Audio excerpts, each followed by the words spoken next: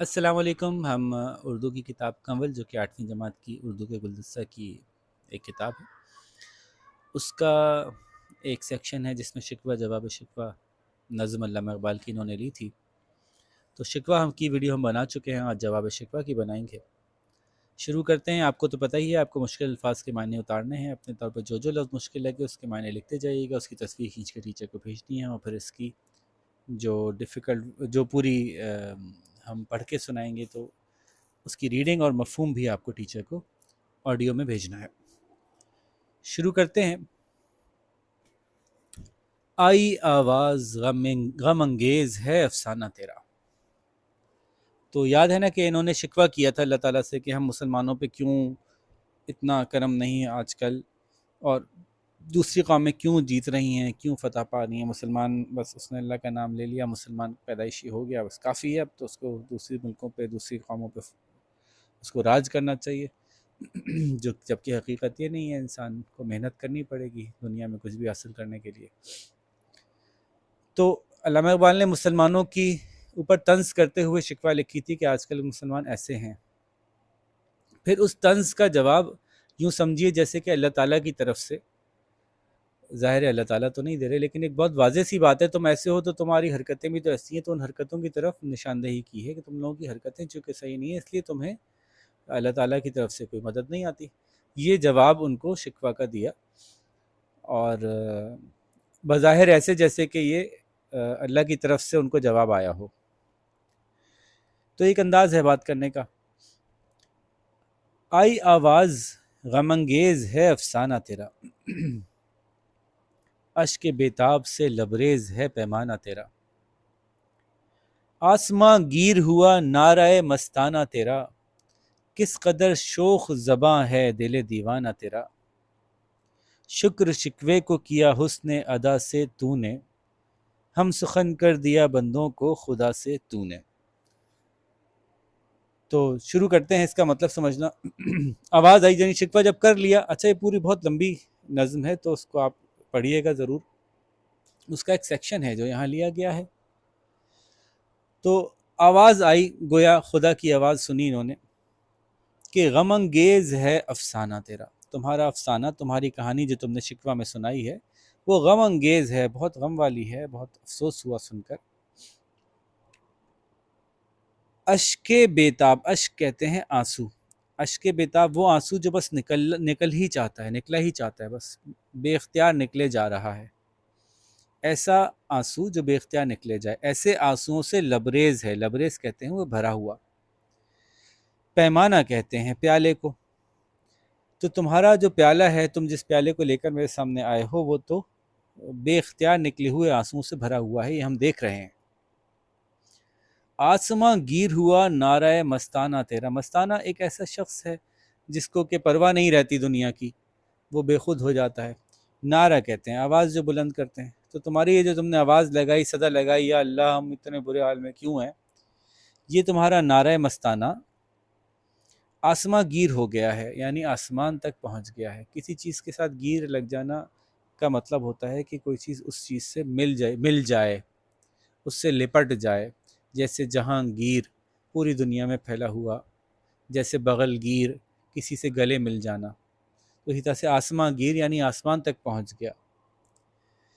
کس قدر شوخ زباں ہے، تمہارا دل جو ہے، دل دیوانہ یعنی تمہارا پاگل دل کیسی شوخ زباں رکھتا ہے۔ شوخ زباں اس زمانے میں اس معنی میں استعمال ہوتا تھا کہ ذرا بڑھ بڑھ کے باتیں کر رہے ہیں، اپنے جو آپ کا اسٹیشن ہے، جو آپ کا لیول ہے، اس سے اوپر جا کے آپ بات کر رہے ہیں، تو ہم کہتے تھے کہ شوخ زباں ہے۔ کوئی بچہ بڑوں کو سمجھانے کی کوشش کر رہا ہو تو کہتے ہیں بڑا شوخ زباں بچہ ہے۔ تو تمہارا دل دیوانہ کس قدر شوخ زباں ہے۔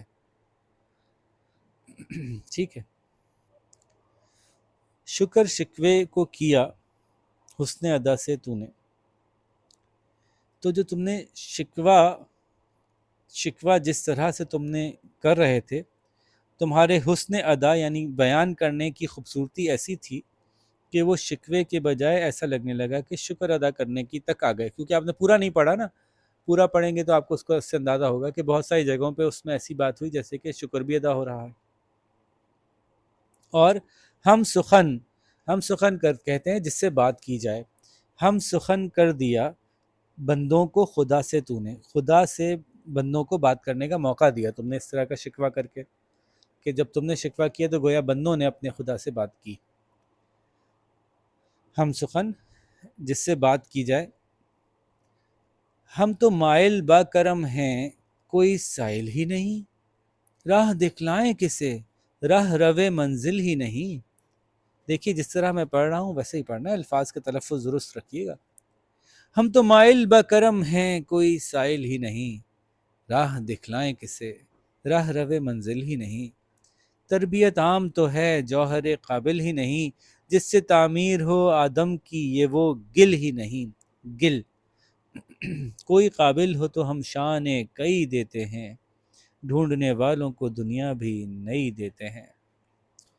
مائل کا مطلب کسی طرف جھکا ہوا ہونا، ہم تو مائل با کرم ہیں، یعنی ہم کرم کرنے کی طرف جھکے ہوئے ہیں، یعنی ہم کرم کرنا چاہتے ہیں۔ کوئی سائل ہی نہیں، سائل سوال کرنے والا، کوئی مانگنے والا ہی نہیں ہے، ہم کرم کس پہ کریں؟ رو رہے ہو، مانگ نہیں رہے اللہ سے۔ راہ دکھلائیں کسے، کس کو راستہ دکھائیں ہم؟ راہ روے منزل ہی نہیں، راہ رو کہتے ہیں جو شخص مسافر ہو، تو منزل کا مسافر یعنی منزل کی تلاش کرنے والا کوئی ہے ہی نہیں کوئی جو منزل چاہتا ہو ڈھونڈنا۔ تربیت عام تو ہے جوہر قابل ہی نہیں، جوہر قابل انسانوں کو کہہ رہے ہیں کہ ایسے جوہر، ایسے پتھر، ایسے قیمتی پتھر جس کو تراشا جائے تو اندر سے کوئی خوبصورت چیز نکلے۔ آپ سمجھیے کہ ریت میں پڑے ایک ڈھیلے کو آپ لے جا کے مشینوں پہ تراشیں تو اندر سے کیا نکلے گا؟ وہی ڈھیلا نکلے گا، وہی بیکار سا پتھر۔ تو تربیت تو عام ہے، یعنی اسکول کالج تو بہت کھلے ہیں، مدرسے تو بہت ہیں، لیکن کوئی ایسے لوگ اندر سے ہوں جن کو جب تراشا جائے وہ تربیت حاصل کریں تو کوئی اچھے بڑے انسان بنے۔ پڑھ لکھ کر وہی جاہل کے جاہل، پڑھ لکھ کر جب اندر سے اندرونی طور پہ کیفیاتی جہالت کی ہیں تو پڑھنے لکھنے سے ان میں کوئی امپرومنٹ ہی نہیں آ رہی۔ تو تربیت تو عام ہے لیکن کوئی شخص ایسا قابل نہیں ہے جو اندر سے زبردست ہو، جوہر قابل جس کی کہ ایسا شخص جو اپنے اندر سے بہت وزن رکھتا ہو، اس کی سوچ بہت بلند ہو، اس کے خیالات، اس کے افکار بہت بلند ہوں، اس کی خواہشات اللہ کو راضی کرنے والی ہوں، ایسے کوئی خواہش رکھنے والا ہے ہی نہیں۔ تو یہاں تک ہوئی بات کہ جس سے تعمیر ہو آدم کی، آدم یعنی انسان جس سے اونچے ہوں، بلند ہوں، زبردست انسان بن جائیں، یہ وہ گل ہی نہیں، یہ وہ مٹی ہی نہیں رہی۔ تم ایسی مٹی سے بنے ہی نہیں ہو کہ جس سے کہ کوئی بلند انسان پیدا ہو، یعنی تم لوگ تھوڑے گر گئے ہو، اعلیٰ انسان نہیں رہے۔ کوئی قابل ہو، اگر تم میں سے کوئی ایسا ہو جو قابل ہو تو اس کو ہم شان کئی دیتے ہیں، بے تحاشا اس کو دوسروں میں ممتاز کرتے ہیں۔ آپ کے سامنے مثال ہے قائد اعظم محمد علی جناح کی، کہ وہ قابل آدمی تھے تو دیکھیے ہندو ہو، مسلمان ہو، انگریز ہو، سب نے ان کی جو ہے وہ بات بھی سنی، مانی بھی اور ان کو سراہا بھی۔ ڈھونڈنے والوں کو دنیا بھی نہیں دیتے، جو چاہیں، اگر تم چاہتے واقعی کچھ واقعی کرنا چاہتے اور محنت کرتے تو ہم تو ہر ایک جو ڈھونڈتا ہے اس کو آگے سے آگے دیتے ہیں۔ یہاں قائد علامہ اقبال نے اشارہ جو کیا ہے وہ امریکہ کی طرف کیا ہے، کہ امریکہ کو زمانے میں نیو ورلڈ کہتے تھے، کیونکہ پہلے تو کوئی چیز تھی نہیں امریکہ، لوگوں کو پتہ ہی نہیں تھا یہاں بھی کوئی دنیا ہے، تو جب وہاں پہنچے تو اس کو نیو ورلڈ کہا جاتا تھا۔ تو دنیا بھی نئی دیتے ہیں، کوئی ڈھونڈنے نکلے تو اس کو ہم دنیا نئی دنیا دکھا دیتے ہیں، دیکھو یہ بھی ہے۔ تو اگر تم اپنے لیے کچھ بہتر کرنا چاہتے تو ہم ضرور راستہ دیتے تمہیں۔ تو یہ ذہن میں رکھیے گا، پاکستان بننے سے پہلے کہ مسلمانوں کے حوالے سے بات ہو رہی ہے۔ کس قدر تم پہ گراں گراں، کس قدر تم پہ گراں صبح کی بیداری ہے، صبح نہیں کہا کہیے اس کو، صبح، کس قدر تم پہ گراں صبح کی بیداری ہے، ہم سے کب پیار ہے، ہاں نیند تمہیں پیاری ہے، طبع آزاد پہ قید رمضاں بھاری ہے، تم ہی کہہ دو یہی آئین وفاداری ہے، قوم مذہب سے ہے مذہب جو نہیں تم بھی نہیں، جذب باہم جو نہیں محفل انجم بھی نہیں۔ تو اب یہاں پہ اللہ کی طرف سے جواب ہے کہ تم خود سوچو، کتنا گراں کا مطلب مشکل، کتنی مشکل ہے تم کو صبح کی بیداری، یعنی صبح کا جاگنا، صبح جاگنا کتنا مشکل لگتا ہے تم کو۔ ہم سے کب پیار ہے، ہماری خاطر اٹھتے نیند کو چھوڑ کر نماز پڑھنے اٹھتے، ہم سے کب پیار ہے، ہاں نیند تمہیں پیاری ہے، نیند سونا ہوتا ہے تو میں صبح صبح اٹھ کے طبع آزاد، طبع کہتے ہیں فطرت، عادت، کیفیت، تو مزاج، تمہارا مزاج آزاد ہے، قید ہونا تمہیں پسند نہیں کہ جب جو کہہ دیا بس مان لو، تو تمہاری آزاد مزاجی پر رمضان کی قید بھی بہت بھاری ہوتی ہے، روزہ رکھ لیا وہ اب برداشت نہیں ہو رہا، نہ گالیاں دینے سے رکتے ہیں نہ برائی سے رک رہے ہیں، تم ہی کہہ دو، تم ہی بتاؤ بھلا کیا یہی طریقہ ہے وفاداروں کا؟ آئین کہتے ہیں وہ بات جس پہ لوگوں کا ایگریمنٹ ہو جائے کہ اب ہم سب اسی طرح چلیں گے، تو وفاداریوں کا، وفادار لوگوں کا ایگریمنٹ اسی طرح کی باتوں پہ ہوتا ہے کہ مان لو کہ مسلمان ہوں لیکن عمل نہ کرو، نہ صبح اٹھو نماز کے لیے، نہ رمضان کے روزے رکھو، اللہ کے احکامات کو پورا نہ کرو اور پھر کہو کہ ہم مسلمان ہیں۔ تو فرمایا کہ قوم تو بھائی مذہب سے بنتی ہے، تم جب مذہب ہی نہیں تو تم بھی نہیں، تم چونکہ مذہب پہ ہی نہیں چل رہے تو پھر تم ہم سے شکایت کرتے ہو کہ اللہ نے تم کو جو ہے وہ ترقی نہیں دی۔ جذب باہم، جذب کہتے ہیں ایک دوسرے کے ساتھ ملنا جلنا، جیسے وہ نہیں ہوتا کہ ٹیشو پیپر کو پانی پہ رکھیں تو اس میں پانی جذب ہو جاتا ہے، اس میں شامل ہو جاتا ہے۔ جذب باہم کا مطلب ایک دوسرے سے ہم اتنے گھلے ملے نہیں ہیں، ایک دوسرے کے خلاف دل میں نفرتیں ہیں، تو جذب باہم نہیں ہے ہمارے اندر۔ محفل انجم بھی نہیں، جب ستارہ ایک اکیلا چمکتا ہے تو نظر بھی نہیں آتا، اور جب بہت سارے ستارے مل کے چمکتے ہیں تو کہکشاں بن جاتی ہے جو دور سے نظر آتی ہے۔ تو محفل انجم، ستاروں کی محفل بھی نہیں، ستارے جڑے ہوئے ہی نہیں ہیں تو کیا چمکیں گے، کیا نظر آئیں گے۔ منفعت ایک ہے اس قوم کی، نقصان بھی ایک، ایک ہی سب کا نبی، دین بھی ایمان بھی ایک، حرم پاک بھی اللہ بھی قرآن بھی ایک، کچھ بڑی بات تھی ہوتے جو مسلمان بھی ایک، فرقہ بندی ہے کہیں اور کہیں ذاتیں ہیں، کیا زمانے میں پنپنے کی یہی باتیں ہیں۔ منفعت نفع سے نکلا ہے، نفع کہتے ہیں پروفٹ، فائدہ، تو فائدہ اس قوم کا ایک ہی جیسا ہے، ایک ہی بات میں فائدہ ہے کہ پوری قوم جو ہے وہ آزاد ہو، نقصان ہوگا تو سب کا نقصان ہے، اگر مسلمان قوم نیچے جائے گی تو سبھی کا نقصان ہوگا۔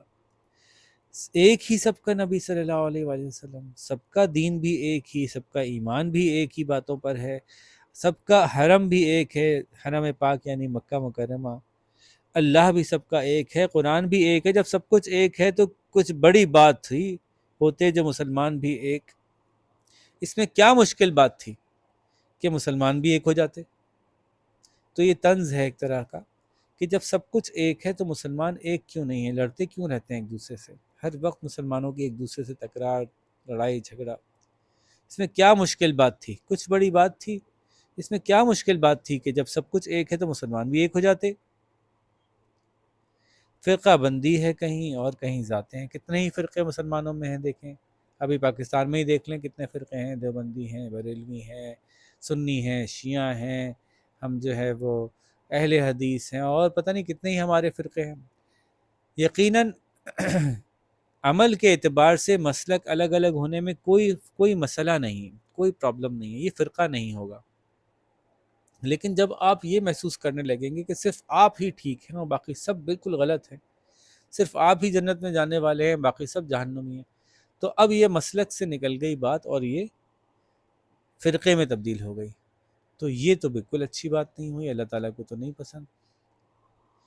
تو کہیں ذاتوں کی وجہ سے کہ میں فلانی ذات کا، میں تو جناب ملک ہوں، میں جو ہوں وہ بہت اونچی ذات کا ہوں تو میں زیادہ بڑا آدمی ہوں، کہیں فرقہ بندی ہے کہ میں فلانے فرقے سے تعلق رکھتا ہوں، تو یہ کہاں ایک ہونے کی باتیں ہیں، تو ٹوٹنے کی باتیں ہیں۔ کیا زمانے میں پنپنے کی یہی باتیں ہیں؟ پنپنا کا مطلب ہوتا ہے سروائیو کرنا، آگے بڑھنا، ترقی پانا، تو کیا زمانے میں ترقی پانے کی یہی باتیں ہیں؟ نہیں، یہ باتیں نہیں۔ تو آگے بڑی مزیدار اس میں آگے اگر آپ پڑھیں گے تو بات چلتی جائے گی، فی الحال اس سبق کا تو یہیں اینڈ ہوتا ہے، اس کی ہم ذرا مشق دیکھ لیتے ہیں۔ مشکل الفاظ تو آپ نے ظاہر اتار ہی لیے ہوں گے، تصویر بھی کھینچ لیں گے، اور تشریح کا حوالہ دیکھیے کہ نظم جواب شکوہ کا مرکزی خیال لکھیے۔ مرکزی خیال کا مطلب یہ ہوگا کہ شاعر اس میں کہنا کیا چاہتے ہیں، 2-3 لائنوں میں آئے گا۔ مرکزی خیال میں آپ لکھیں گے کہ اس نظم میں علامہ اقبال نے، جیسے میں نے پورا بیان کیا نا، علامہ اقبال نے اس نظم میں اپنی نظم شکوہ میں جو اللہ تعالیٰ کے سامنے مسلمانوں کی ترجمانی کی تھی کہ آج کل کے ناہنجار بیکار مسلمان ایسا سوچتے ہیں، تو اس کے جواب میں اللہ تعالیٰ کی طرف سے مسلمانوں کو نشاندہی کی جا رہی ہے کہ ان کی وہ کیا غلطیاں ہیں۔ دیکھیے بات آپ اور رپیٹ کر کے سن لیجیے گا، وہ کیا غلطیاں ہیں جو مسلمانوں سے سرزد ہو رہی ہیں، جس کی وجہ سے آج ان کا حال اتنا ابتر ہے، اتنا برا ہے۔ یہ اس نظم کا مرکزی خیال ہے۔ دوسرے، تیسرے اور چوتھے بند کی تشریح کیجیے۔ تو بھائی اتنا تفصیل سے تو میں نے بتا دیا، دوسرا بھی، تیسرا بھی، چوتھا بھی وہ دوبارہ سنیے گا اور اس کو سن کر غور سے اپنے الفاظ میں اس کی تشریح کیجیے گا کہ شاعر اس بند میں یہ فرما رہے ہیں۔ پہلے اور دوسرے بند کے ردیف اور قافیہ کالم بنا کر لکھیے۔ ردیف میں نے آپ کو سمجھایا تھا، دوبارہ سمجھا دیتا ہوں۔ ردیف وہ الفاظ ہوتے ہیں جو بار بار آتے ہیں، تیرا تیرا تیرا تیرا، تو نے سے تو نے، یہ ردیف تھے پہلے بند کے۔ پھر ہی نہیں ہی نہیں ہی نہیں ہی نہیں، کئی دیتے ہیں، یہ ردیف تھے دوسرے بند کے۔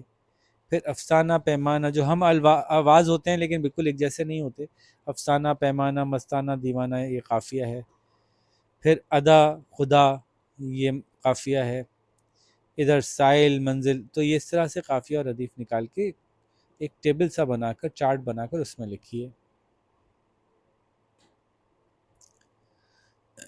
پھر اپنی پسند کا بند اپنی کالم، اپنی کاپی میں لکھیے۔ مسلمانوں کی جن کمزوریوں کا تذکرہ کیا گیا تھا وہ ترتیب وار تحریر کیجیے۔ یہ بھی آپ خود کیجیے کہ وہ کیا کیا کمزوریاں ہیں جو انہوں نے لکھی ہیں، اور پھر ان کا حل بھی لکھیے۔ کوئی سائل ہی نہیں، تو مسلمان اپنی حالت پہ اتنے اچھا، کمزوری لکھی، کمزوری کے معنی لکھیے، اور پھر ان کو دور کرنے کے لیے نصیحت بھی کیجیے۔ تو یہ کمزوری آ گئی، یہ معنی آ گئے، اور دور کرنے کی نصیحت آپ نے تیسرے نمبر پہ لکھنی ہے۔ تو کوئی سائل ہی نہیں، تو اب اس کے لیے دور کرنے کے لیے کیا نصیحت کہ ہمیں اللہ تعالیٰ سے سوال کرنا چاہیے، مانگنا چاہیے، دعائیں مانگنی چاہیے اللہ تعالیٰ سے ہمیں کہ اللہ ہماری حالت بہتر کیجیے۔ اور کوئی ہماری مسئلہ کہ یہ نہیں، مثلا سائل ہی نہیں، رہ منزل ہی نہیں، یہ دونوں کچھ ایک جیسی باتیں ہیں۔ جوہر قابل ہی نہیں، جوہر قابل اور گل ہی نہیں ایک ہی جیسی باتیں ہیں، تو ان دونوں کو ایک جگہ لکھ سکتے ہیں، یعنی ایک ہی بات میں لکھ سکتے ہیں۔ تو جوہر قابل ہی نہیں، تو آپ یوں اس کا معنی سمجھائیں گے کہ آج کل کے مسلمان اندرونی طور پر فطرتاً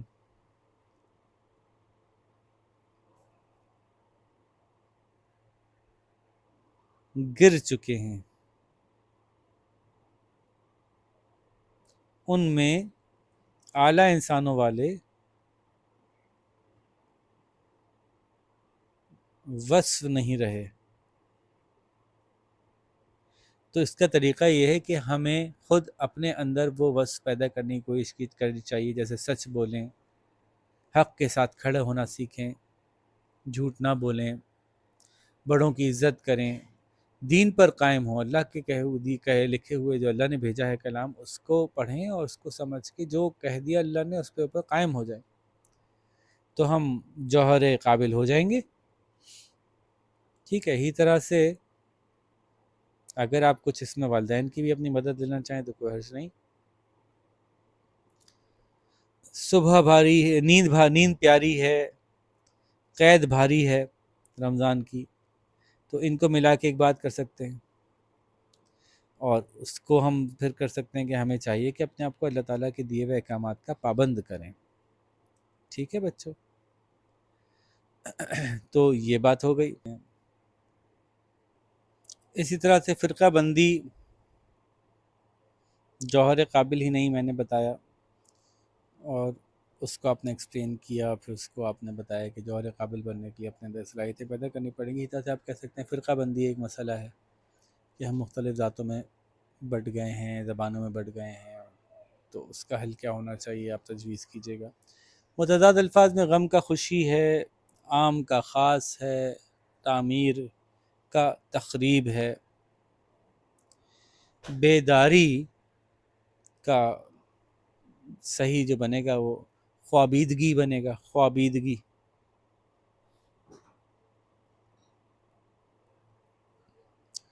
قید کا آزادی، وفاداری کا بے وفائی، فرقہ بندی کا الٹا آپ کہہ لیں یکجہتی، قابل ناقابل۔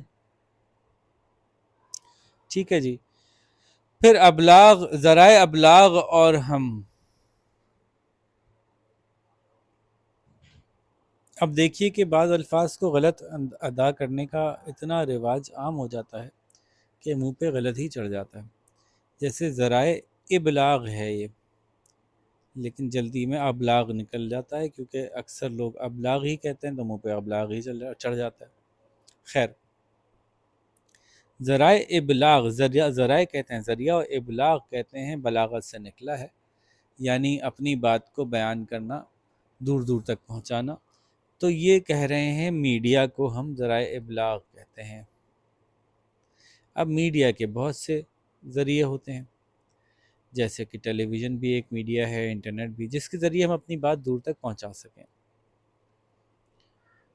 معلومات کے حصول کے لیے کون کیا استعمال کرتا ہے؟ اپنے ہم جماعتوں سے پوچھئے کہ کتنے لوگ انٹرنیٹ استعمال کرتے ہیں، کتنے ٹی وی، کتنے ریڈیو، کتنے اخبار، کتنے دیگر ذرائع ابلاغ، یعنی اور بھی کوئی ہوتے ہوں گے تو ایک چارٹ بنا کے کر لیجئے، ایکٹیویٹی ہے۔